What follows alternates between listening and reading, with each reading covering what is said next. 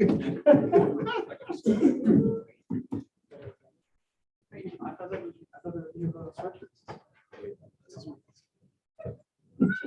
thinking we might need to keep them separated. Cassie and Josh, I totally. Yeah, that's it. That is. I'm not about Oh. See, where that's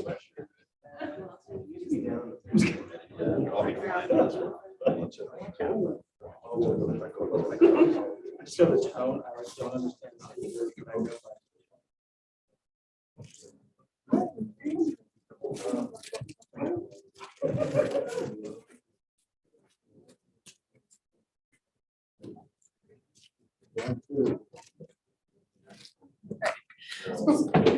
Good evening. We will call this meeting to order and ask you to please join us for the Pledge of Allegiance. I pledge allegiance to the flag of the United States of America and to the republic for which it stands, one nation under God, indivisible, with liberty and justice for all. Item 1.3 is approval of the agenda. Motion to approve with the understanding that I may ask for a request to combine items 2.01 and 2.02. Thank you. Do we have a second? Second. Is there any discussion aside from what Matt mentioned? All right, seeing none, all in favor of approval, please say aye. Aye. Any opposed, nay? Chair votes aye and the agenda is approved. Item 1.4 is input from the public. This is a period devoted to comments by the general public, if any. In the interest of privacy and due process, the public is requested to not raise personnel issues except in a legally noticed closed personnel session of the board. Comments are limited to 3 consecutive minutes. A speaker's time may not be reserved, divided, apportioned, or deferred. No action may be taken upon a matter raised under this item of the agenda until the matter itself has been included specifically on an agenda as an item upon which action will be taken. This is a non-action item. Is there anyone who wishes to make a comment? Please. Hi, I've been. There's a button on the mic. Go ahead and turn it on first. And tell us your name, please. It should just show a green light.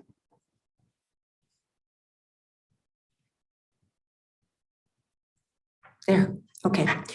Hi, my name is Wendy Charlevoix, and I represent a group called Zero Suicide Elko County. I've spoken to you before, and I'm here tonight to, well, lots of cool things are happening at the within the school district regarding suicide prevention, and I just want to thank you once again for considering all of that and helping form the Hope Squad and having teachers attending training about suicide prevention. I just got back from Fallon where I spent a whole week learning how to do the assist training. And so now myself and Lynette Vega, we have two trainers here in Northeastern Nevada, which has never happened.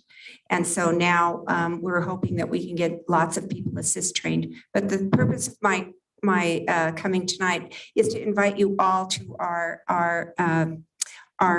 walk for fostering hope, health, and healing on September 9th. That's a Saturday. It's a 5K walk that where we highlight the issue of suicide, and we remember those who have died by suicide and their families, and we celebrate life. And so I have a personal invitation for all of you. And I hope that you show up. It's good exercise, and it's fun, and it's very inspirational. And I hope you can all keep a secret, but I want to do a special thing for Lynette Vega at our walk, at the beginning of our walk, so that because she's worked really hard to bring all of this to the forefront. And so we want to do something special for her. So that would be something to, even if you could just show up for that, that would be great. So thank you. And I'm going to pass out your invitations. Any questions? Thank you. Is there anyone else who wishes to make a comment? All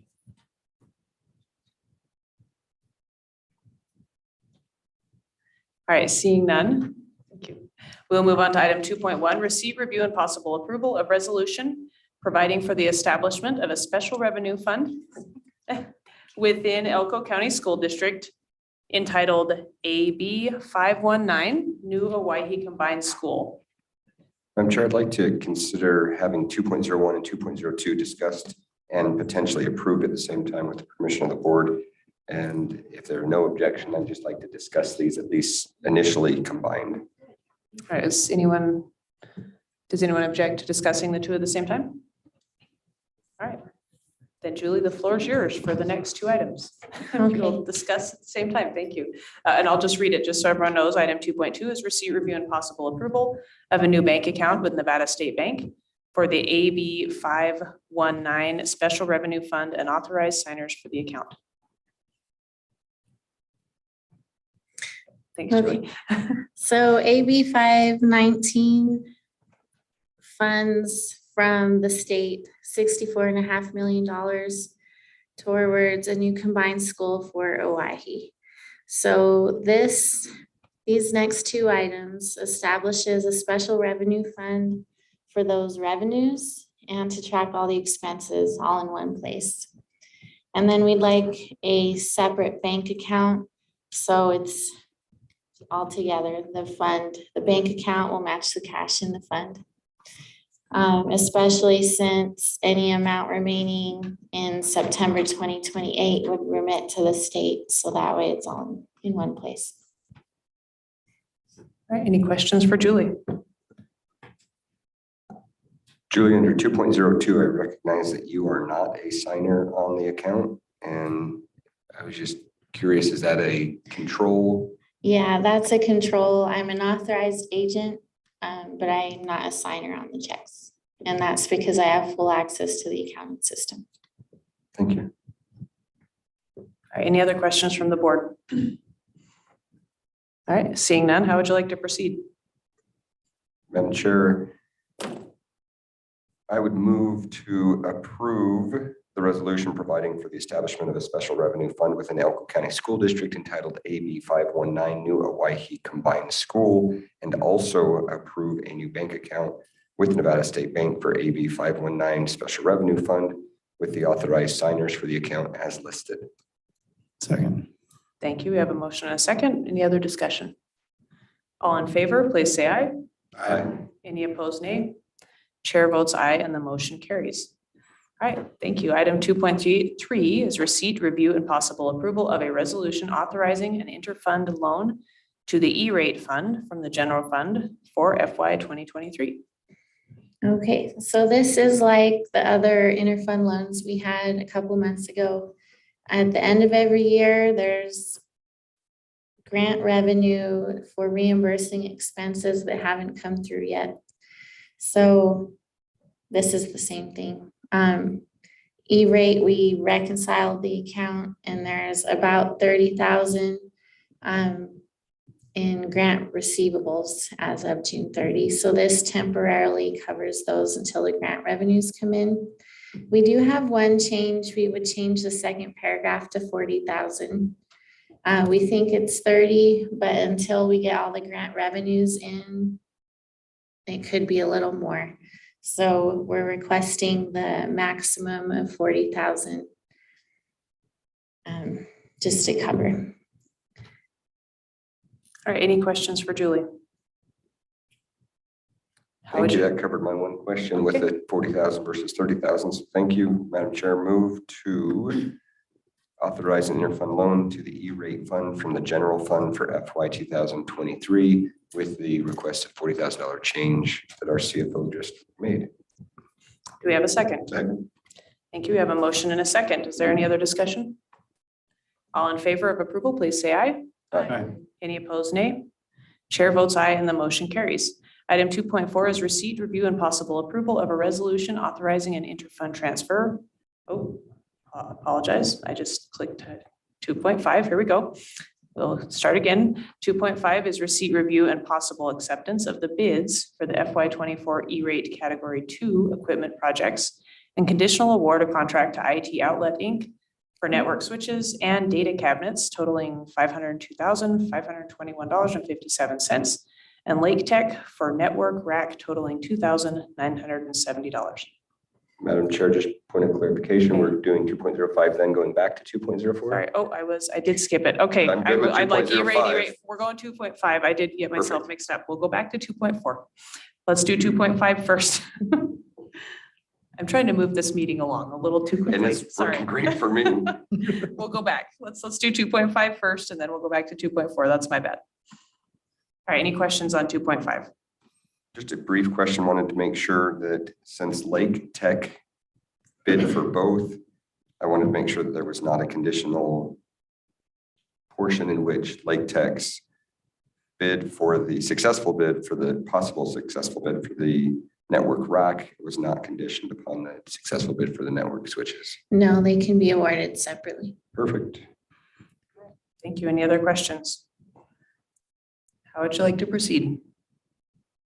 Madam Chair, move to accept the bids for the FY24 E-rate Category 2 equipment projects and conditional award of contract to IT Outlet Inc. for network switches and data cabinets totaling $502,521.57 and Lake Tech for network rack totaling $2,970. Do we have a second? Second. We have a motion and a second. Any discussion? All in favor, please say aye. Aye. Any opposed, nay. Chair votes aye and the motion carries. And we will move back to item 2.4, which is receipt, review, and possible approval of a resolution authorizing an interfund transfer to the E-rate fund from the general fund for FY 203. I'm guessing that's 2023. Does it wrong? It just says FY 203 in that, but it's FY 23. Yeah. It's correct on the next slide. Missing it too. That's right. The actual resolution, Has the where it correct. matters, Yep, has the correct dates. correct. I'm reviewing right now. Right. Julie, anything on this one? So this is a new fund we established in 2020, in FY 23. This is a large enough program that it's easier to balance if it's all in one place. So this moves some of the expenses that used to be covered in the general fund into its own fund. So the way this grant works is the feds cover between 70 to 80% of the project. Some of the projects the state is picking up to 20, 30%. So some of the projects we're paying nothing and the state's picking up what we would have paid. Most of the projects, the feds cover 70 and we cover 30%. So this transfers in the cash to cover that 30% that the grant revenues don't cover. And this will be a yearly resolution, just different amounts. Thanks, Julie. Any questions from the board? Madam Chair, if I may. Please. Julie, the 300, so when we established the fund, we didn't fund the fund, and that's why we're funding it after the fact. Is that correct? Well, there would be no funding other than grant revenues, which are the 70 to 80%. So then we still have the 30% that needs cash. So the only way that can be funded is unrestricted cash from the general fund. So it's cleaner to move that into this E-rate and have the whole grant together than to move those expenses out into the general fund. Would it be easier to transfer and or perhaps appropriate to transfer funds from the general fund in advance so that we don't go into a negative balance for the fund, the E-rate fund, rather than waiting at the end of the year and then transferring to make it a zero balance? It's cleaner to do it at the end of the Okay. year, then you have an exact dollar amount and you don't risk transferring too much cash in there. Terrific. Thank you. All right, any other questions or comments from the board? I'll just say, Julie, I appreciate how you're just making this so much easier for everybody to be able to look and just see exactly what's happening. So thank you. Oh, good, no problem. How would the board like to proceed? I'll go ahead and make a motion that we approve a resolution authorizing an interfund transfer to the E-rate fund from the general fund for fiscal year 2023. Thank you. Do we have a second? Second. Is there any discussion? All right, we have a motion and a second. All in favor, please say aye. Aye. Any opposed, nay? Chair votes aye and the motion carries. Item 2.6 is receipt, review, and possible approval of the 2023-2024 Elko County School District Debt Management Policy pursuant to NRS 350.013. Okay, so these are yearly required reports. They get filed with the state and the county. They're not required for board approval, but we send them anyway just for public transparency. And they're also listed on our data center website, ClearGov. So we have no debt at the moment. Our buses were paid off in 2021. So yeah, it's a simple $0 report for the indebtedness. The debt management policy is required every year, whether we have any debt or not. So it shows our assessed value, our maximum general obligation debt, which we don't have any at the moment. And then our capital improvement plan is on the end. Any questions? Any questions for Julie? Madam Chair, if I may, Mhm. from a timing standpoint, I know that the Debt Management Commission for Elko County met last week. Does this go before this board after it clears the debt management, or is it possible for this board to review it prior to the debt management? It could be either way. It didn't get on the agenda before this time. It's not required to per statute to come to the board, but we wanted to anyway for disclosure. Thank you. And we did the capital improvement part, we did bring to the board prior. Yes, ma'am. Thank you. And is there, from a timing standpoint, going to the state, when is it due to the state? It's due to the state and the county August 1. Okay. Thank you. All right, any other questions? What's the pleasure of the board? I move to approve the 2023-2024 Elko County School District Debt Management Policy pursuant to NRS 350.013. Do we have a second? Second. All right, we have a motion and a second. Any other discussion? All in favor, please say aye. Aye. Any opposed, nay? Chair votes aye and the motion carries. Item 2.7 is receipt, review, and possible approval of a joint contract with Centegix. Am I saying that right? Centegix? I don't know how to say that one. Centegix for crisis alert services using Clark County School District's awarded contract for RFP, lots of numbers and letters, dated August 17th, 2022. Okay, Mr. Anderson. Yeah, I can be here to answer your questions. I'll give you a quick little explanation of how we got to here. So as you know, and has been well documented, we're doing making a lot of efforts in making our schools safer. We have that school violence prevention project that we're working on with grant money and with NGM's donation, and something that we applied for a much larger grant and asked for in the neighborhood of $3.5 million.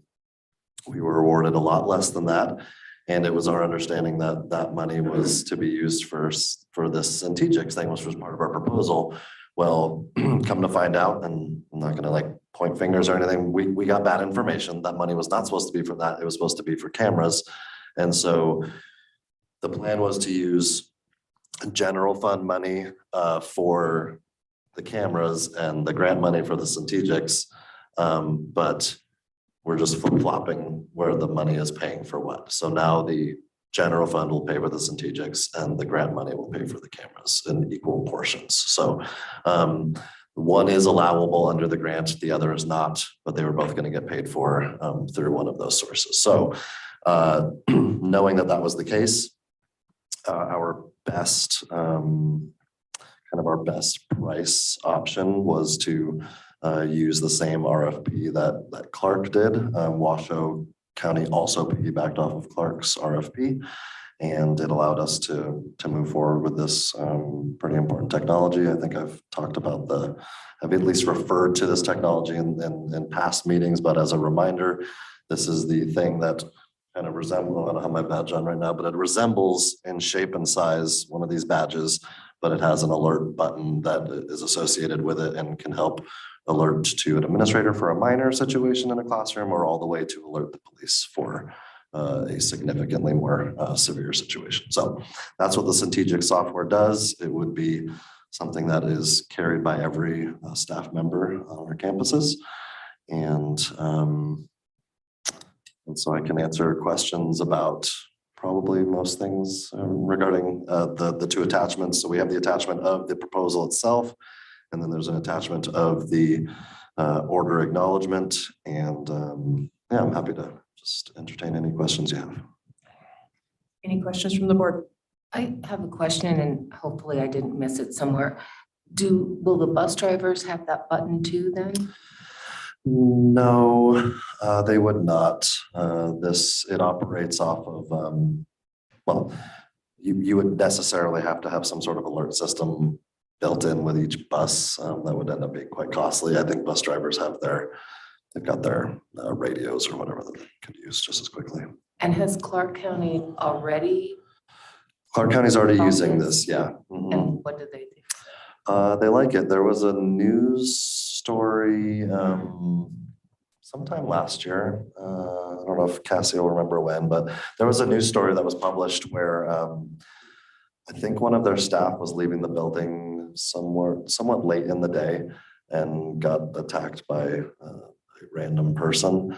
And the police showed up like pretty immediately because this person was still wearing their Centegix badge. And so it helped that person in that scenario. And so, yeah, it's already been implemented there, and they're happy with what it provides. Both safety and kind of not presence of mind, but peace of mind for the teachers and staff. Any other questions from the board? Yeah, mine has just more to do with how we came up to choose this particular company. I know it was that Clark County's using it, but I remember going to a breakout in not last year, but the year before at the annual conference, and another company put on a demonstration of basically a similar product. So I was just curious, seems like a lot of money that has this gone out for bid to other companies, or is this just something, how did we come to choose this company? Yeah, so we looked at the, several options. Centegix provides a couple of added benefits, in my opinion. And I guess not just my opinion, others feel the same way, but one of the benefits to theirs is it does not rely necessarily on Wi-Fi. So if servers go down or something, then it continues to maintain its functionality. It's very well trusted. And I guess when it comes to, the answer is yes, it has gone out to bid, but through Clark County's bid when they did their RFP. So the bids came back and that was the most favorable bid. Now, would it have been different bidders this time if we'd done our own? Potentially. Yeah, we looking into various options. This was the one that seemed like it fit our needs the most, especially being pretty, what we find when we talk to bidders for various things, not just this, but other products, is once you introduce the geographic difficulties we have, and oftentimes connection issues we have, like out in Montello and Ruby Valley and that sort of thing, it really can cause problems for the infrastructure that some of these systems have. And this one, again, still maintains all its function, even in those environments. So that makes sense too. I didn't think of that with the how that would work. Yeah. Okay, that makes sense. And I think that does carry a lot of weight that we've got Clark County and now Washoe, you say, is on board with the same too. Yep. All right, any other questions from the board? Madam Chair, if I may. Mr. Anderson, with it being a push button, we don't want to be, dispatching our SROs if somebody hits it wrong or. Yeah, so it's designed in such a way that an accidental activation, especially to law enforcement, is, I hate to use the word impossible, but it's virtually impossible. I don't want to get into all the, I can, I guess, if you want to get real specific, but oftentimes we kind of keep some of this stuff close to the vest just to make sure we don't have,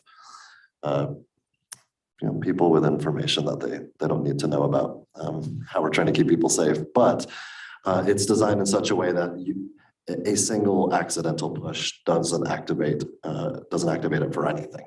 There's a certain sequence or a number of pushes that must occur in order for certain things to happen. So it's still a very quick activation, but not if I accidentally, fixing my shirt or something and I accidentally push it, or that won't happen. Thank you. Yep. And on page 4 of the proposal, which was on our side as document 1, it indicates that there is an analytics option.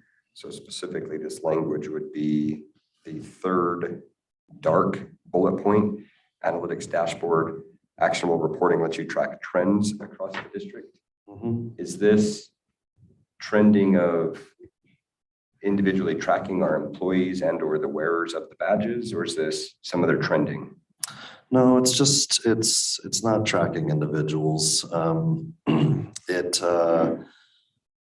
What it does is it helps, as you know, when we're spending funds, we want to, a question we often get asked and is, how is this working? Is it effective? Is it worth the money we're spending on it? That sort of thing. So what this does is it gives us reports on, what the frequency of usage is, what types of things we're getting, because an administrator will get a call out to a certain room, for example. So while the badge doesn't like track a person, it does track a location. And so, we went to this room this many times, and an administrator can log in later that was because of X type of activity. So what types of calls and needs are we getting that button pushed for? What was the response time to those things? Are we getting there quickly enough? And just, again, it's just to measure how well the product is working and what it's working for. Because you're right, if it is a big price tag and it serves the purpose of being safe and helping us have a better environment for learning, then that's great. But if it's a big price tag and we're finding that it's not something that is worth that money because it's either not being utilized or it's really not serving the purpose we thought it would, then it helps us inform that decision for down the road when it comes time whether or not to renew. So, yeah. Okay, thank you. On the second document, the order acknowledgement, on page 1, it indicates under notes, the first bullet point, that 1 badge is allocated. Further on in that area, it says that additional badges are available for an additional fee. Do we know what those fees are? And is this something that is a pass along cost if a wearer loses or damages a badge? That we discussed that yet? I think the first time I met with them, I probably asked that question. I honestly don't remember what the replacement fee is. I do remember them saying we would get above and beyond the number that we need. So we would have backups to start off. But they are more than just a piece of plastic. They carry electronic chips in them. And so at some point we would have to replace those should they be lost. And that's only for loss. If something breaks just because it does, then they replace them. We don't have to pay for that. As far as passing that cost along to teachers, I guess that's something we would just discuss amongst ourselves if that's something we want to charge or if that's something we just absorb. But yeah, I'm hoping all of our responsible adults don't lose the badges. Okay, thank you.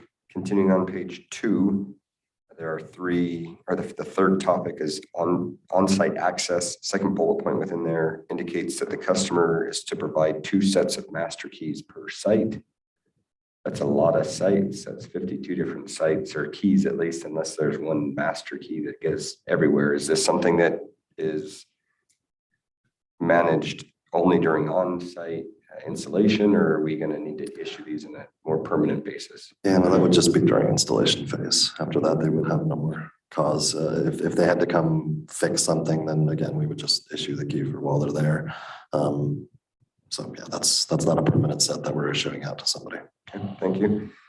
Almost done. Third page on that same proposal. At the top of that page is a table. Actually, that entire page is a table that's similar, if not identical, to what's in the analytics, or sorry, in the proposal. It has the price in there. Indicates that the district-wide implementation is on there. And then it goes into some software, but I don't see hardware necessarily. Is all the hardware, including the badges, built into that district-wide implementation? Or is there, so is this the all-in pricing? That's everything. Yeah. Perfect. I'm sure I rest for now. Yeah, I think I remember reading that they provide all the hardware. They still own it. It's part of the deal and they service it and it's warranted for the entire period. Just didn't want to, hey, great, you got all the software now. Here's the second bill. Yeah, that's it. All right, any other questions from the board? I just had one question that popped in my brain here.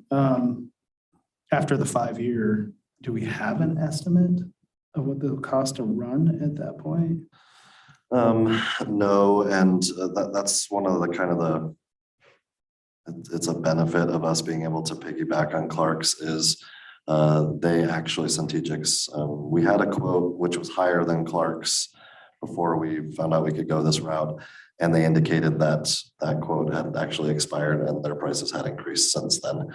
I don't know, it's hard to predict what anything's gonna be a gallon of milk 5 years from now, but we can anticipate the cost will probably be higher, I would imagine. But what that is, I'm not sure at this point. Is that gonna be is that approximate? Well, I guess I should have worded this better, I apologize. Should have been, so this anniversary date, the 182, is that our necessary cost for operating the system? Or is that because everything's is wrapped up in do you know? So I'm just saying, like, after 5 years, like if we wanted to be, with information we have, 182 might be the cost, 182K would be the cost of operating it, or we don't know. Yeah, I mean, I would not anticipate it would be less than that. Yeah. This ballpark as well. Yep. Just one more comment. I appreciate that Clark County has allowed us to utilize their economies of scale that we rarely see in the rurals. So for whatever influence and or impact Clark County School District had, please express our appreciation for allowing us to do this. I will tell them thank you. All right, any other questions from the board? All right, how would you like to proceed? Madam Chair, move to approve a joinder contract with Centegix for crisis alert services using Clark County School District's awarded contract for RFP number 22059 TCG dated August 17, 2022. Thank you. Do we have a second? A second. All right, we have a motion on the floor with a second. Is there any other discussion? All in favor, please say aye. Aye. Any opposed, nay. Chair votes aye and the motion carries. Item 2.8 is receipt, review, and possible approval of ratification of the CIS FSCS grant MOU. All right, Mr. Anderson, you want to cover this one? Do you want to have? Yeah, I think I'll probably have Cassie come up and cover this one. All right. Is that okay, Cassie?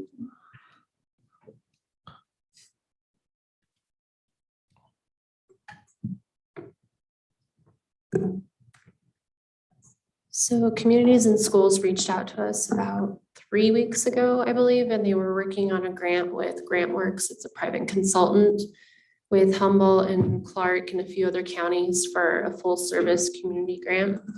It's a federal grant. It's competitive. We've tried to apply for it in years past. And what they're basically asking for is just our partnership when it comes to the evaluation process, data analysis, having members of our staff provide in-kind match just to support the program that they're applying for, as well as for our administrators to just attend some quarterly meetings.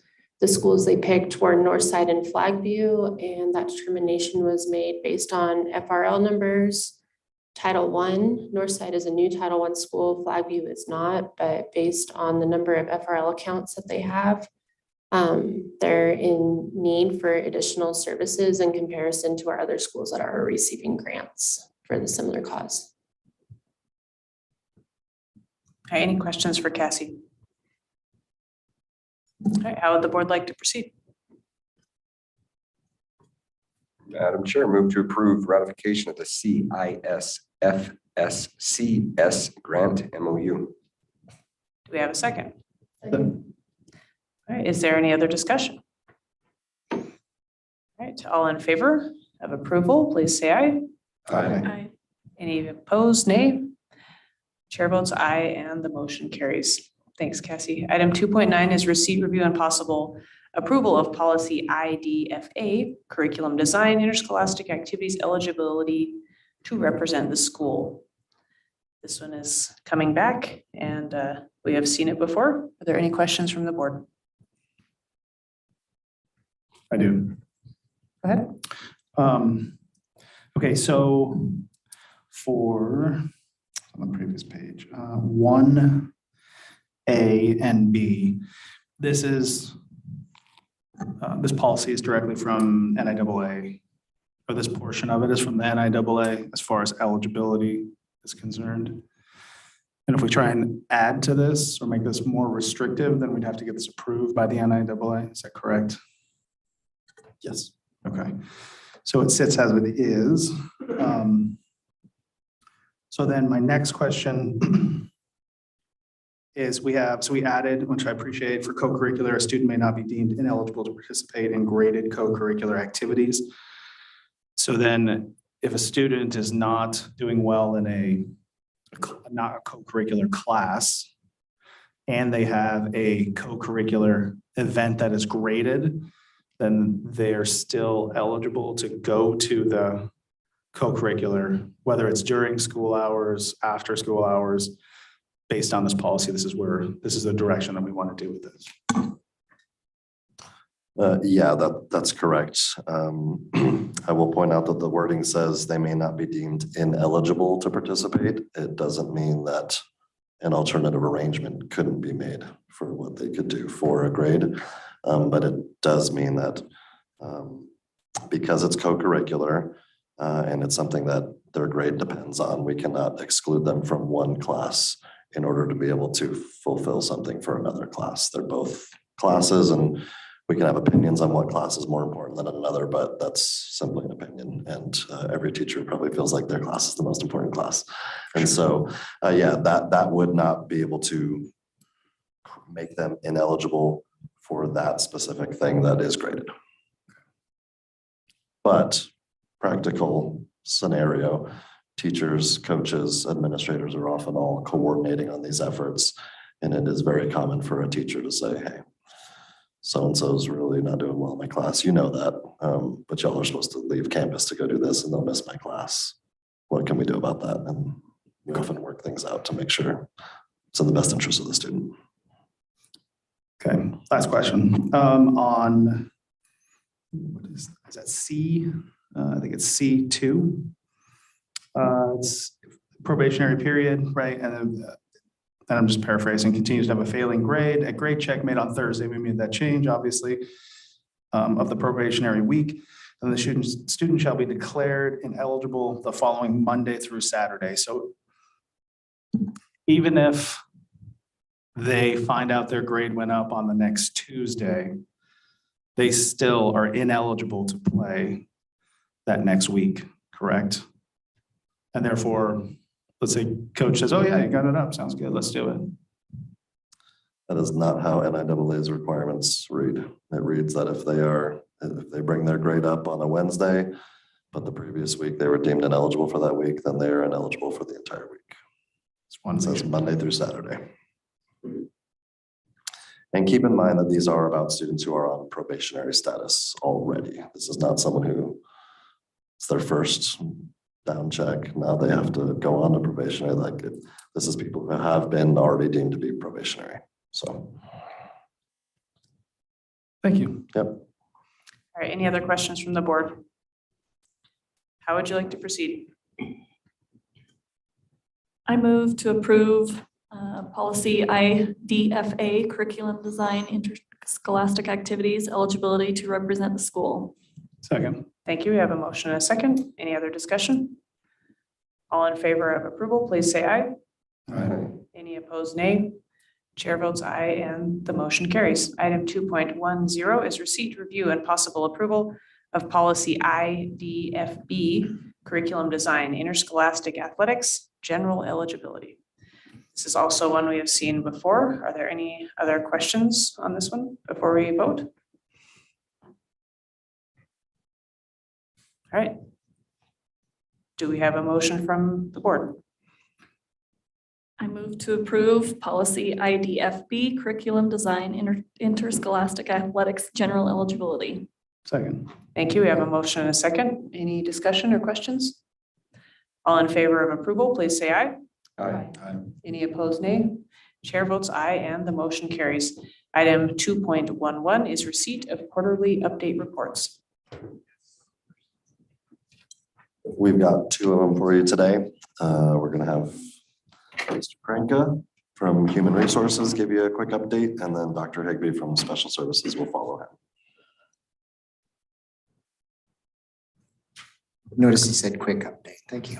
Appreciate that. Remarkably quick update. Remarkably quick update. So lots has happened since the last time I was up here. I think the last time I was up here, we talked about career fairs and the importance of going to career fairs, even though sometimes we don't get applicants. We did get applicants, but to my knowledge, I don't think we have any hires from the career fairs that we attend. It's still important to go to those because it qualifies us for various grants for teachers retention, recruitment. It also allows us to apply for the alternate plan for class size reduction. Basically, it shows that we are working to find new teachers so that we can still qualify for various levels of class size ratios and for various grants. So even though we didn't get anybody this year, my plan is moving forward to still go for those.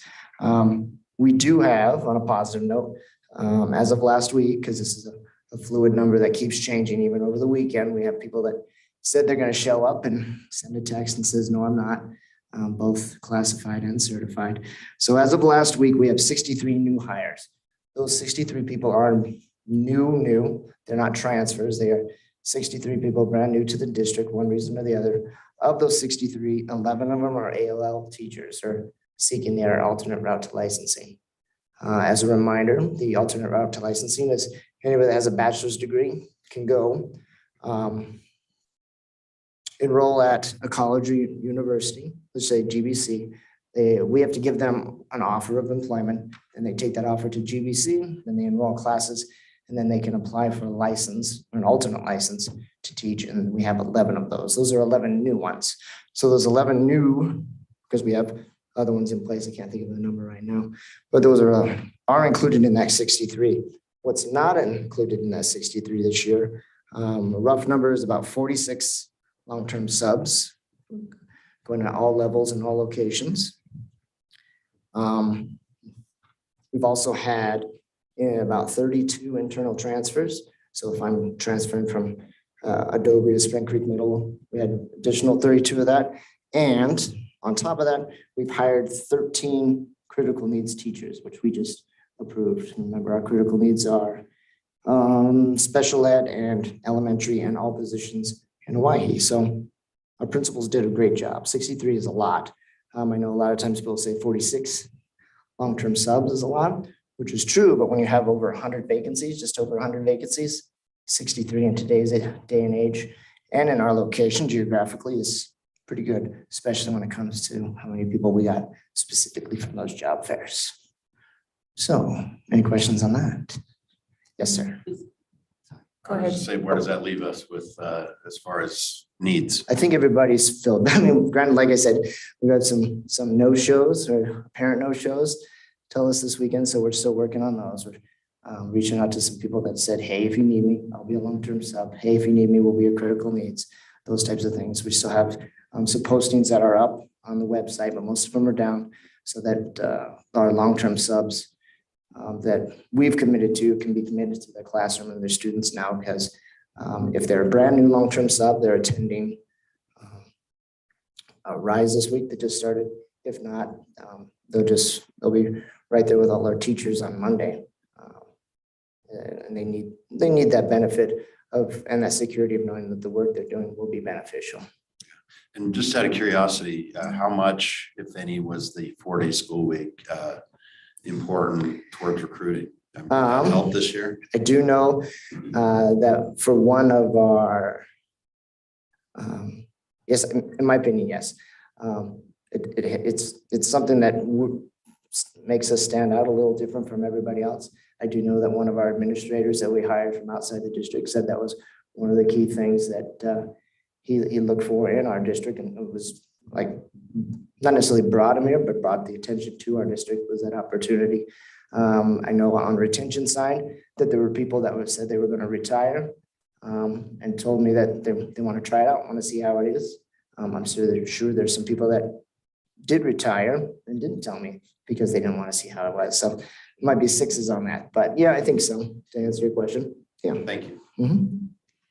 Those 46 long-term subs, is that spread out throughout the whole district? That's not just in this Correct. area, right? Yep. It's not just secondary, it's not just elementary, it's throughout the entire district.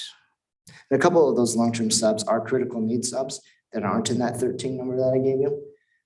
So those are typically at secondary level. So since our secondary isn't a critical needs status, we still have substitute teachers that are critical needs. So a retiree can come back and be a long-term sub. And off the top of my head, we probably have 3 or 4 of those. I Yeah, Jeff? had one question related to that too. I believe it was Flagview that had quite a high percentage of long-term subs last year. If I remember correctly, it was one of the schools that had quite a few. Were we able to address that too, to kind of, so that it's in it? I'm not sure if it was Flagview, but there are some schools that did have a lot more Yeah. than they do. I think the schools that had a lot last year have fewer this year. There are some returning long-term subs. But just generally speaking, I think that number is lower than it was last year. It seems, and I think it's more spread out. There were a couple of schools last year that had quite a few long-term subs specifically in those schools. And I can think of the 2 that I'm thinking of have made a lot of efforts to in that 63 number of getting licensed teachers. Thank you. Can you explain one more time? I know you said it Mhm. before, but I've forgotten. If someone retires, that's different than if they were bought out of how they. can Okay, return? yeah. I can't Well, remember if someone's what bought that- out, we wait until that the time that you guys purchased is over before they can become a critical needs regular teacher. Because if you buy out a teacher that's making $70,000 or not $70,000 a year, and we make them a critical needs, they're still going to be making $70,000 a year. You're still paying them. So you've basically spent 2 years of tax dollars for nothing, besides to bring them back. So to make sure that there's no fiscal malfeasance on the board's part, we've implemented the fact that those teachers can't come back as full-time critical needs teachers. They can come back as critical needs substitute, because then that teacher that you bought out at 70,000, made up number, is now making the substitute rate. So that savings that you promised the taxpayers by doing that buyout is met. Does that make? Yeah, I just had to process it. So they don't, if they're critical needs, they don't have to wait that 90 days or whatever it is of when you Correct, retire. correct, yeah, yeah. And the 90 days she's talking about is if you can work in a PERS situation without impacting your PERS if you wait 90 days after you retire and just be a sub. And then I believe what you're referring to is then you can work in a PERS position up to, you make like $26,000, $27,000 now before it impacts a regular retirees PERS. So no, but a person does, if they retire, like those teachers' contracts that just retired, for whatever reason, their contract ends on the 31st. And then they have to wait until they receive an actual check from PERS, because that's when they're actually deemed retired and drawing from the PERS system. And then after that, we can make them critical needs. So some of these critical needs teachers that on that 13, if they're newly retired in a couple of weeks, they won't be in the classroom until October. Thank you. Any other questions? Cody? So some of these kids are going to be starting off with a substitute teacher until October, Yes. beginning of the year. Yep. And that couldn't, so the retired teacher can't teach even as a substitute. in that Correct. We time can't be period. employed. Nope. Is there a way to, along those lines, is there a way to backdate the contract, or is that a negotiated thing that? It's negotiated in the contract, yeah. I see what you're saying. He's asking basically if we could, in their contract in July, those types of things. No, that's negotiated and the contract is already signed prior to the year, like in October when we send out our contracts. Is that something that, well, actually, I'll save that question for later. Do you know if there were any other districts in Nevada that went to a 4-day school week following our vote? Not that I know of. I don't think so. Thank you. I think everybody that was it already is. All right, any other questions for Cody before we move on to the next report? Oh, sorry, I got more on this one. Got Sorry. more? Oh, never mind. I was Sorry. brief, but there's good questions. Yes. I just had a question about the 46 long-term subs. About how many of those are retired teachers? About 3 or 4 of them are. 3 or 4? Okay. About our critical needs subs. All right, any other questions before we move to the next part? Topic, of yeah. This I report. know there's been questions on when you go to accounts payable, you'll see that we have some accounts payable to some various attorneys. Those attorneys are immigration attorneys. We've talked about that in the past. Where some of our we have different types of visas, most, not all, but most are in the Wendover area. You have J1s that someone else sponsors, and then you have H1Bs that's new to us and new to me. Back in early spring, our legal counsel met with other legal counsel with immigration attorneys to figure out the H1B. Basically, if someone comes here, which we've had on a J1, someone else sponsors them. We can employ them. They can be employed wherever they'd like. They can go to different districts, those types of things. We do have those at mainly Wendover. I think we have a few here in town, one I can think of in town. What we're moving into what is the H1B, and that's where we sponsor them. That's why you see fees to attorneys. Some attorneys, we're kind of trial ballooning, working with 2 different ones to kind of see which ones. There are literally hundreds, if not thousands of attorneys that solicit us to try to use.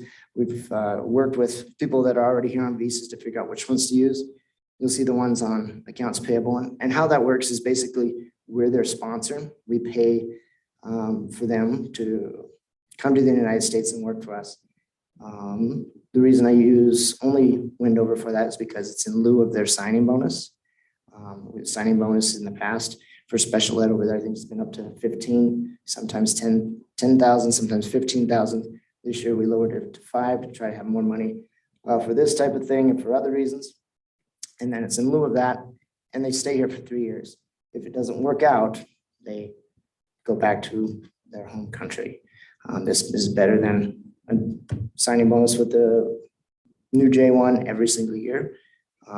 Some of these, as you can see, in the accounts payable are upwards of 12, 15,000, and some are as low as 5,000. So as long as we have them for 3 years, which we do, unless we decide not, it's basically is about even as long as we keep the signing bonus at 5, which if it's at 10,000 like it's been in the past, then we're definitely saving a lot of money on that side.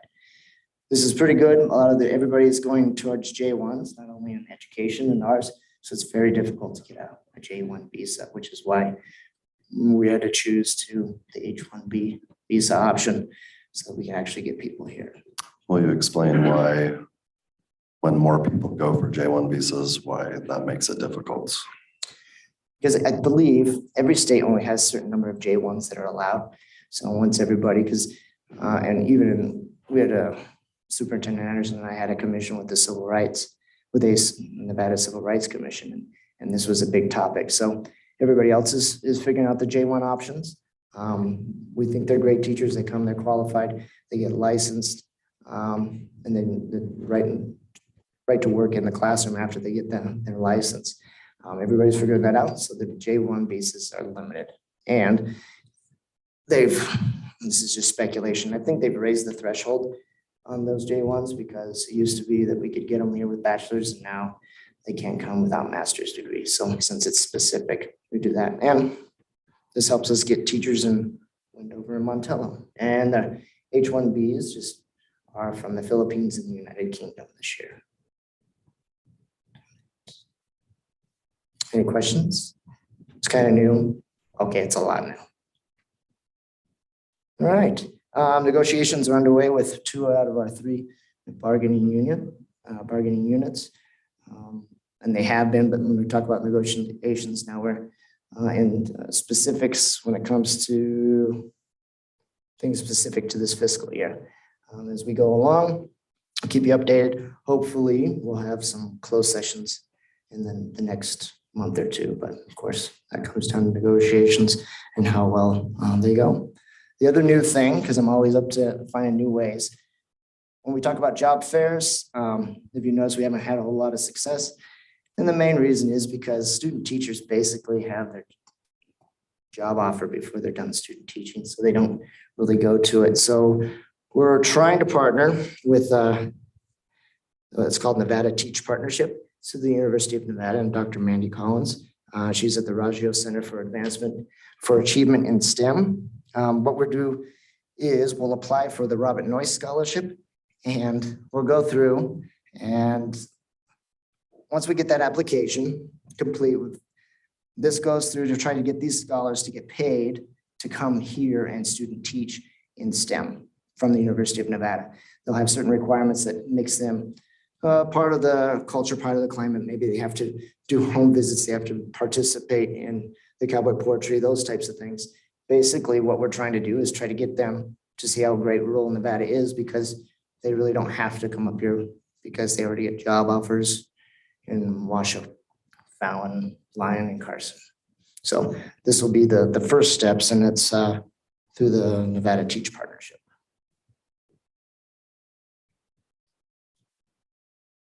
Any questions from the board?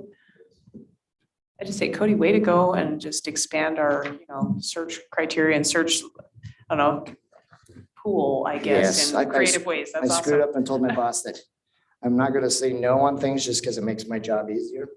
I should have said no. Hey, it's all good. Too late. And that was a brief one, which makes me nervous for Dr. Higbee. But we appreciate it. Thank you. Thanks, Mr. Kringa.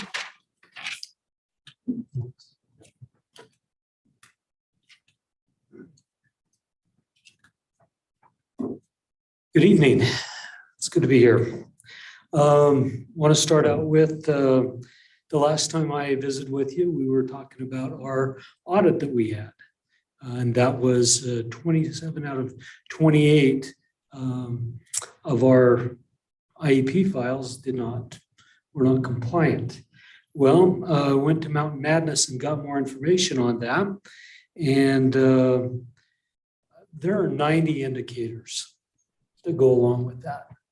And so out of 90, if you miss one, your IEP is out of compliance. So 1 out of 90 and you're not compliant. We got a report back furthermore, 85 to 95% of our items were compliant. And so that's a little misleading when we say 27 out of 28. And to put that into perspective, if you're taking a test as you were in school and you had 90 items on that test, and you got one wrong, you failed that test. Kind of a bummer. And so as we look in the future at audits, I would hope that we would have some understanding about what our SPED people are doing, because they're doing an amazing job. And I wanted to recognize them for that. With that being said, we're starting that corrective action plan. August, we've got to have a corrective action plan in place, or a CAP. November, we've got to have all those files that had one or two things wrong with them fixed and back to the State Department. In November, in January, we have to have our systematic corrections completed. Those are prior written notice, IEP meeting notice, our transitions was a major weakness for us. And fortunately, we've got Leanne Hill that is our compliance coordinator. And that's her specialty. She'll be presenting at the transition conference in Reno, which is the worldwide conference. And she'll be presenting at that. And so it's nice to have her on board. Parent participation and alignment. And with alignment, two recommendations were made by the State Department to us. Number one, that we get a compliance coordinator, and number two, that we look at using Goldbook for our SPED teachers. And we've done both of those. Goldbooks will be here on the 22nd to do training for every one of our case managers. So we'll be up and running with that program. That will help us with goals, present levels, and all aspects from providing our regular ed teachers with materials to help them understand how to help our special needs kids. Questions about that? I'd love to know more about the goal book. It's something that teachers use. Is that something that is online that parents can look into, or? No, like, what exactly is that? Goldbooks is a tool that we've invested in. And what it does is it helps our people write better goals that help us create stronger present levels and create the opportunity for our teachers to understand IEPs better. And it is going to be a tremendous tool for our case managers. With you being a school board member, would welcome you from 9 to 12 at our training, and you can see that in action. And when is that? That's August 22nd. And any of you. Any other questions? What were they using before Goldbook? Themselves. Because they used to have something, I mean, I know that's a long time ago when I was in there, but. Yeah, remember. they've used Infinite Campus, but we really haven't had any real tools in place for a long time. And getting Goldbooks allows them to have a tool at their hands that will really help them. The second part of that is all of our new teachers and second year teachers will have either Heather or Leanne as a mentor. And they will actually go in and help write IEPs for all of our new people, because we got a bunch of new case measures, and our second year teachers need help as well. And it's important in changing the culture, because if I come from a coaching background, if you teach proper fundamentals from the start, those become the habits. And I think it's something that it's something that we're going to do, and we're going to get better at. We're going to start with proper fundamentals of writing IEPs. And I think that's going to help change the culture here in Elko County. Any other questions? Dr. Higbee, I apologize. Can you go back towards the beginning? You had indicated 90 indicators, missing one makes them non-compliant. But then you said 85 to 95% of items were compliant. Okay, so of those 90 items that were there, as you went to item number one, 85 to 95% of number one was correct, was right. And as you went to number two, like 85% of those were correct. And as you went through those 90 indicators, our people did really well. To be honest with you, we are high B, A students. But again, if one, and the one, sometimes the one was, they just didn't enter anything into a box. And that's it. We've been meeting with Heather and with Leanne and putting a system in place that before IEPs are locked now, they have to be compliance edited to make sure that they're correct before they're locked. So our IEPs are going to be correct. They're going to be well written, and they are going to be they're going to be compliant. Pardon the lack of knowledge that I have with the IEPs, but there's a timeline that goes along with those. And so it's great that we're getting a compliance officer to review those so that we hopefully have a higher compliance in the future. But how much does that delay getting the IEP instituted, and what does that do to our students and parents? None. By law, you have a certain, you have a timeline that you have to follow, and that timeline will remain the same. The thing that we instituted with our school psychs is that everything has to be completed with that IEP 5 days before it's due. So we've got that timeline, and 5 days before that timeline's up, that school psych, the case manager has to have it completed so that we can go in and we can do our compliance monitoring in-house. And then it is a completed IEP that goes in, and then it goes to parents, and everything is signed, and then we lock that IEP, and it's good to go. So typically, at the beginning of the school year, is there a flood of IEPs?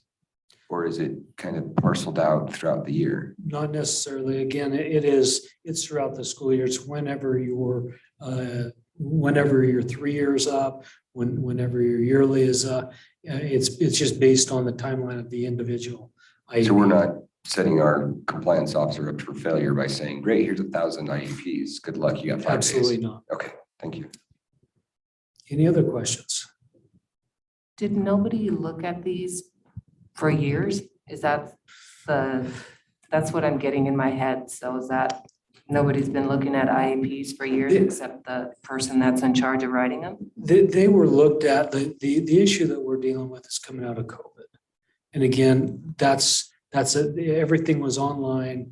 And again, for a while, people were working from home.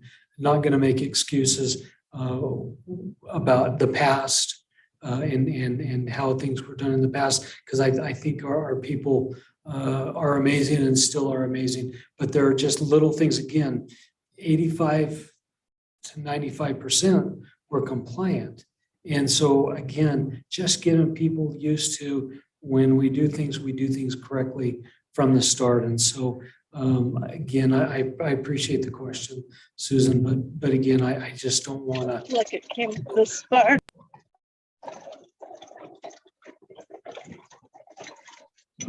Bobby, we can hear you.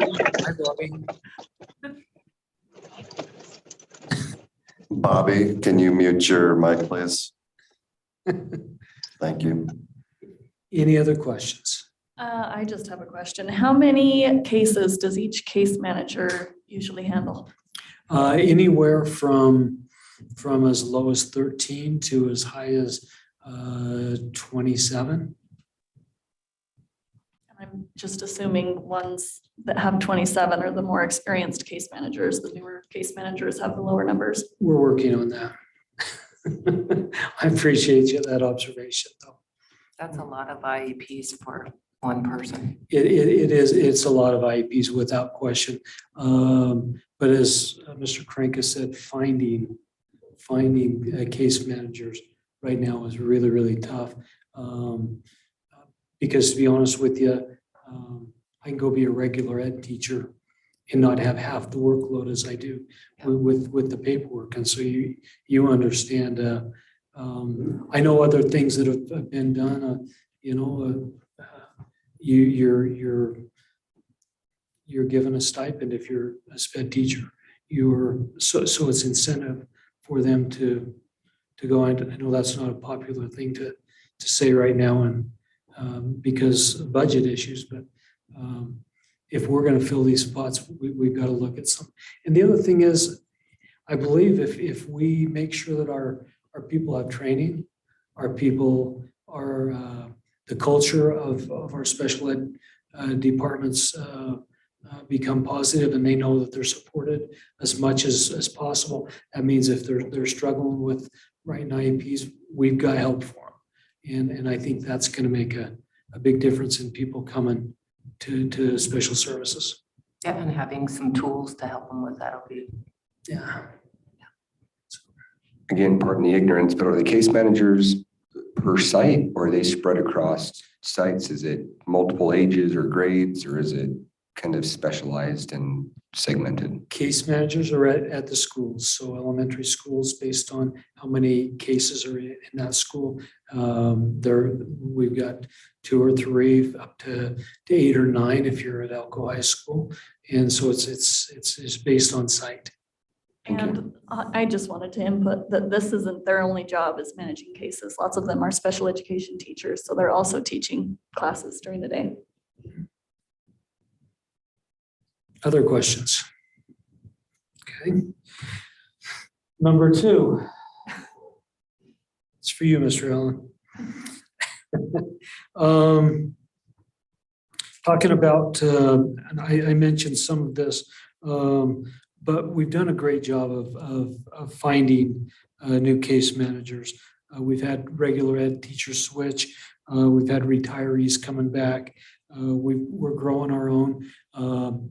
One thing I've told our school psychs and and Heather and Leanne and our administrators, if you've got a para that's a good para, let's talk to them about getting in the special ed game because they're talented. And so get them into school. Let's get them moving and grow our own. I think that's important because they know our kids. They've been in the trenches. Our paras do an amazing job, and getting them to be case managers would be the best case scenario because they're local. They're going to be here, and they got into it. They're not making a lot of money, and they're still working with our kids and doing a heck of a job. And so I want to make sure our paras know that they're appreciated. And we, again, if any of you want to come to a great training, we got SPEDCO coming in on the 22nd from 9 to 12 at Grammar. And we'll have them training our paras. And I'm excited to have that resource for them as well, to make them feel like they have tools to succeed in their jobs. So a question really quick. So Gold Book training is August 22nd from 9 to 12. That's going to be at the High Tech Center. That's at the High Tech Center. Yep. Okay. School site team is back. We want to welcome Karen Ozels back with us. She was with us, I think 6 years ago, and we're excited to have her. She's going to have Wells and Wendover, and she lives out there, and so that cuts transportation down. She's an amazing school psych, and we're excited to have her back on our team. I want to give a shout out to Bobby. That's why she tuned in. She wanted to make sure that she got the shout out. But Bobby and Skylar are doing a great job with our school nurses, and they're amazing. I stopped in. They had training today and stopped in and visited with them, and they are what an amazing bunch. We're fortunate to have them. We're fully staffed with our speech language pathologists. Probably the only district that I know that are. We have 2 occupational therapists. We'd like to welcome Dr. Samantha Deenan. She graduated from her doctoral program. She played basketball at UNR, really a dynamic young lady. And we're excited to have her on staff. When I tell people that we have 2 OTs here in Elko County, they're flabbergasted, to be honest with you, because no one can find the help. Leslie Stewart with the EL program doing an amazing job. She is really dedicated to her students and advocates for her population.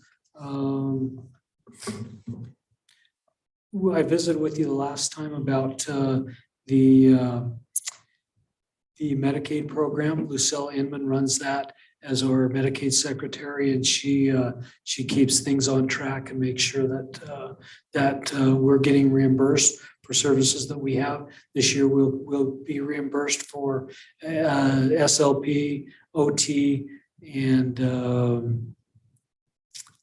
SLP, OT, and what else?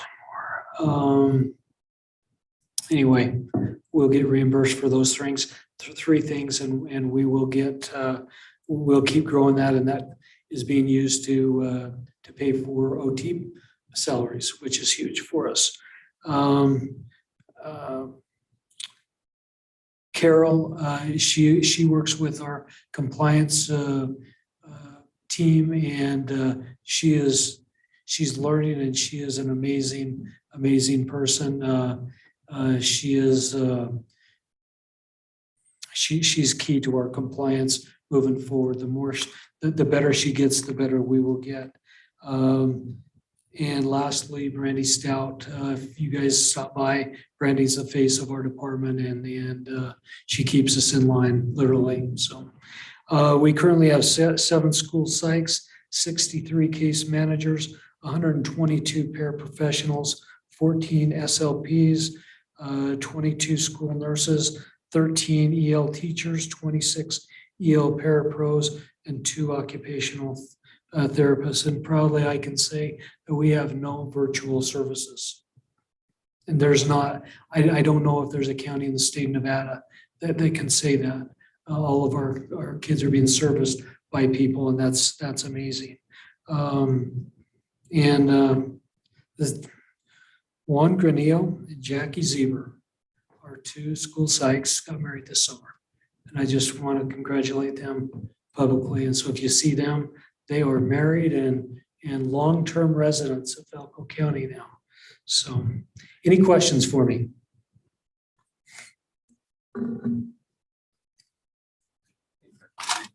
Yeah, thank you. Thank you. All right, we'll go to item 3.1, which is our consent agenda. Move to approve the consent agenda. Thank you. Do we have a second? Second. All right, we have a motion and a second. Any discussion? All in favor of approval, please say aye. Aye. Any opposed, nay. Chair votes aye, and the consent agenda is approved. Item 4.1 is a report from our NASB Director. Not much to add this meeting, folks. Just the same things coming up. We've got the NASB meeting and training coming up September 8th and 9th in Vegas. Also today in your emails, you should have received information on the upcoming annual conference. I had some details in there, so make sure and check that out. That's coming up end of November. And that's all I have for you today. All right, any questions or guidance for Jeff? All right, thank you. We'll move on to item 4.2, items from board members. I'll just jump right back in because I do have a couple things there. Okay. The first one I wanted to talk about was a pretty inspiring story. As many of you know, it was the 75th running of the Speed Week in Wendover, the Bonneville Salt Flats and land speed racing. And I got an excited phone call from a gentleman named Mark at my business asking if we could, set aside a table for him and his team because they were coming in to celebrate. And of course I did. And I got to talking to them, and it turns out they're a group called the Hudson Boys, And Mr. Hudson was a high school auto shop teacher. And he had students with him, and I met with all of them. There's about 9 guys on the team, ranging from class of 1976 to 1996. They currently, at the time they had 31 records. By the time the week ended, they had 34 land speed racing records. And it was all due to this high school auto shop teacher that took his passion for racing to the garage and got these students involved.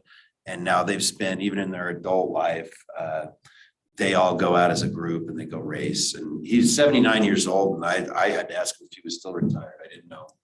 But just an inspiring story. I encourage anybody to look at those guys up, the Hudson Boys. They're from Washington State. But just a really inspiring story. And going into the new school year, especially teachers, I challenge you to find a way to make an impact in students' lives, maybe a little outside the box like this teacher has. Because again, like I say, an inspiring story, and they also have 34 land speed records. So even along the same guidelines, it'd be nice if somebody from Elko County maybe came together with some land speed records, because that's going 75 years strong. The other one I had is about another teacher that I talked to, Mrs. Durham, no relation, at West Wendover High School, gave me a yearbook with the Teachers Academy first year. She's working with students, high school students, that are going to the, they all got together and then went to the elementary school. So the high school kids are working with the younger kids on reading, which is right up, what we've been trying to accomplish with our goals and everything. So I just wanted to recognize them, but I got a little yearbook from them and some letters. Dear Mrs. Durham and her students, I had the best time. It was better than recess. Thank you, Mrs. Durham. I think that's, I'll only read one of the letters, but they really enjoyed that program. I'd love to see more programs like that around the district. But if anybody wanted to check this little yearbook out, I'll hang out after. And but that was my two inspiring stories going into this year of school teachers going out there and making a difference. So that's the challenge to everybody. And thank you for everyone for everything you do, and looking forward to a great school year. That's all I have. Susan? Yeah, first of all, that's always a good sign if kids have something else besides recess, because usually that's their number one. We love recess. Just wanted to invite everyone on the board. I received an invitation from Jamie Jockerhurst. Am I saying her last name right? Spring Creek Elementary is having a school beautification day on September 9th from 10 to 2.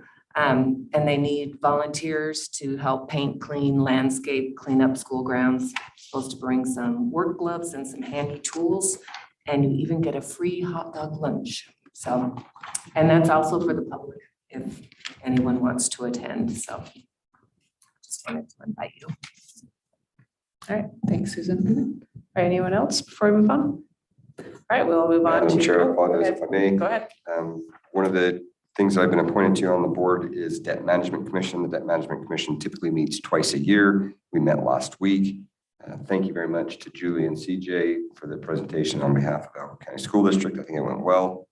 Good news for the county, for our citizens, is that there's currently no new debt planned for Elko County across 5 municipalities, the county itself, the school district, the convention center, and 2 rec boards, as well as a fire district. If I got all those right, if I missed someone, that's no intention, and I apologize for that. There was a proposal for a general obligation recreation project bond, which was passed by the City of Elko Council. However, it was then postponed at the May 23rd council meeting. So I just want folks to know that when I say there's no planned debt, the recreation project that the Elko City Council had done was postponed. Second thing I'd like to mention is last time we met, we discussed AB 519, and there will be an agenda item on a future Elko County Commission agenda to discuss AB 519 and the respective language establishing the panel established therein. The council meets tomorrow. I apologize. The commission meets tomorrow in Midas. And so this will most likely be a September meeting and will not occur in August. So with the permission and pleasure of the president and superintendent, I'll continue to keep the board updated on that. President, I rest, maybe for the last time. All right, thanks, Matt. All right, anything else before we move on to our superintendent's report? Okay, we will go ahead and move to item 5.1. Mr. Anderson. Thank you. Just gonna run through some things here real quick. Stuff that's happened since the last time we met. Elko County played host to all of our superintendents across the state. Well, most of them, a few of them couldn't make it, but the majority were there, including several members from Nevada Department of Education. And it was awesome to have them there. We had a nice dinner here in town, and then we also had our meeting out at Battleborn Youth Challenge Academy with the hopes that, because while we're getting some applicants from other districts, Elko is providing a lot of those, and we're getting a lot of them from out of state. And it was eye-opening for the superintendents to see the facility, see how safe it is, see how well taken care of the kids are.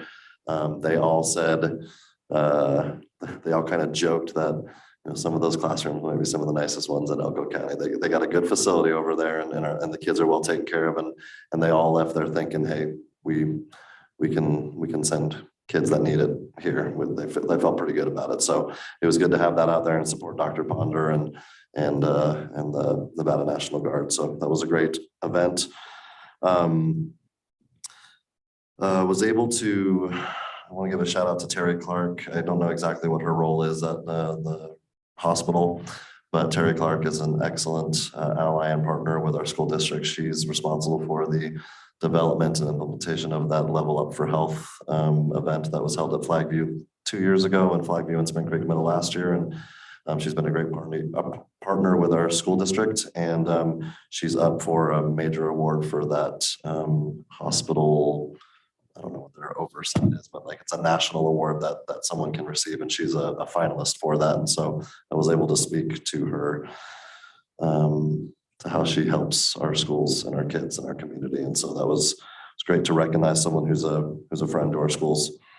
Had a radio interview. Kayla joined me, Kayla Church. It was good to have her there. And she talked a lot about our new website and our app. I encourage everyone who doesn't have the Elko County School District app downloaded onto your phone. If you've got kids in schools or you just want to keep in the know of what's going on in our schools, you can enable those push notifications and you'll get those notifications right to your phone, whether it's for events or snow days or late starts or whatever. Those notifications will go straight to your phone. You won't have to wonder. I have a question about that. Yeah. Is there a way for us to see how many downloads of that app there have been? Yeah, I'm sure that's trackable. I think that shows up on the App Store. So yeah, once we get it settled in, we can start to look at it and try to get more. Yep. So yeah, thanks to Kayla for joining me and talking about that. And thanks to Lori Gilbert as well as always for being a great host. Yesterday, our new teachers, our new hires to Elko County School District started the RISE Academy, which stands for retaining, inducting, supporting, and encouraging. And so it's our way of welcoming and our orienting to the many things that are Elko unique. And they've been here for a couple of days now, and they got another day tomorrow, and then they'll be at their campuses. And so it's great to have all those new hires. Just a room full of friendly faces and people excited for new beginnings. And thanks to Ray and Candace, Paul, and all my friends over there for making sure that was well organized, and to NNRPDP as well. They play a tremendous role in helping our new arrivals. Things happening here in the near future. We have a back to school fair tomorrow at Adobe Middle School from 4 to 6 p.m. And that is put on by the Family Community and Family Engagement Center. And for families who you can get free haircut vouchers, you can get backpacks with supplies. There's vaccination information. There's all sorts of, get yourself oriented to what you need to have your kids start the school year off on the right foot. And so that's open to everyone and anyone at Adobe Middle School tomorrow, 4 to 6. To go along with, Susan mentioned the beautification day at the Spring Creek Elementary. I also want to shout out and say thanks to some other partners for a Spring Creek Elementary cleanup. I know it's a little confusing, but they have one going on this weekend too. Unfortunately, there was some vandalism done to our nice new playground over at Spring Creek Elementary, which is extremely disappointing and disheartening. However, instead of focusing on vandals, I would like to focus on the fact that Kinross, our students over at Battleborn Youth Challenge Academy, along with their staff, Rockwell, Infinity Fence, and many community members are coming together on Friday to do something that I have never heard of before, which is called, what is that word? Brush hogging all the weeds. I've never heard of brush hogging before, but they will be brush hogging all the weeds. And then on Saturday from 8 to 4, we'll be taking care of cleaning that up and taking care of some fencing. And so all people are welcome to join and help out at Spring Creek Elementary this Saturday as well. And thank you to, again, to Kinross for organizing that and getting other partners to join in the help. We will have all staff, will officially all be back on contract this coming Monday, the 21st. I want to invite all of you, and I'll send you more information. You'll see it in our emails, but the following day, the 22nd, Tuesday, will be our convocation day. We will have professional development for all staff members. right in this area, Elko High, Grammar. Ken mentioned some of those over at the High Tech Center. Just this whole block or several blocks is going to be inundated with our 1,000 whatever staff members. And they will be at PD all morning. They'll have a break for lunch. And then we have an amazing speaker / singer presenter named Alex Boye, world-renowned musician and presenter. And he's going to be at the Performing Arts Building to kick off a convocation with all of our staff. And so please feel free to attend one of those. We'll also have, he's also going to do a presentation for secondary students, high school students, earlier in that day. And we're advertising that out to all of our high schools to make sure our students are able to join. And we really just encourage everyone to come catch that. It's free. He's not free, but it's free for us. Thanks to generous donations from the Cook Center for Human Connection. Is that right? Yeah, look at me. And Elko Federal Credit Union. They made all that free and possible for all of us. So that flyer will be out. Check the times and please join us. And then let's see, we have the Elko County School District Health Fair is returning, starting next Friday and Saturday, the 24th and 25th. And then if you want to see me look like a fool, I will put on a T-Rex costume again at the fairgrounds, and I will run in a T-Rex costume. Yep, arms like that. And that should be hilarious and embarrassing. And then let's not forget, school starts on the 28th. So that'll all be happening before we see each other again at the board meeting. So lots of amazing, great things happening. Super excited to have all our staff back and just appreciate all you do to help us make these things possible for our staff. Thank you. So quick question, is the health fair the 24th and 25th, the Thursday, Friday, or Friday, Saturday? Oh, sorry, Thursday, 26th. No, you're the dates I said were correct. The days I said were Okay, incorrect. so It is it's Thursday, 24th. Friday. Yeah, not Friday, Saturday. My apologies. No worries, just clarifying. Yep. All right, any questions or guidance for our superintendent? I would just make a comment to pass on. I forgot to do this, but the parking lots look a little too good. They look really, really nice. Thank you. Yeah. Question mark. I almost don't want school to start because I know they're gonna mark it up. They look gorgeous out in Wendover. I flew my drone over and got some cool photos of them. And yeah, they came out just gorgeous. Perfect. So, All right, I'll pass that on. All right. We always like positive things. Let's move on to item 6.1, which is approval of the accounts payable. Move to approve the accounts payable. Thank you. Do we have a second? Second. All right. Any questions, abstentions, or disclosures? Madam Chair, if I may briefly, for either Julie or perhaps Seth, I noticed there were a number of bus inspections, which is great, but I also noticed there were a couple of variations. One of them was twice as much as the others. Yeah, that's a new bus, so it's an initial inspection. Perfect. Thank you. All right, any other questions? All right, any abstentions or disclosures? Should turn on my mic. I just need to disclose that I have a close relative who works for Wells Rural Electric, but I will not be abstaining from voting. All right, and I will make the same disclosure that I also have a relative that works for Wells Rural, but I will also not be abstaining. All right, we have a motion on the floor. All in favor, please say aye. Aye. Any opposed, nay? Chair votes aye and the motion carries. Item 7.1 is input from the public, your final opportunity. Is there anyone who wishes to make a comment? All right, seeing none, this meeting is adjourned. Thank you for being here with us.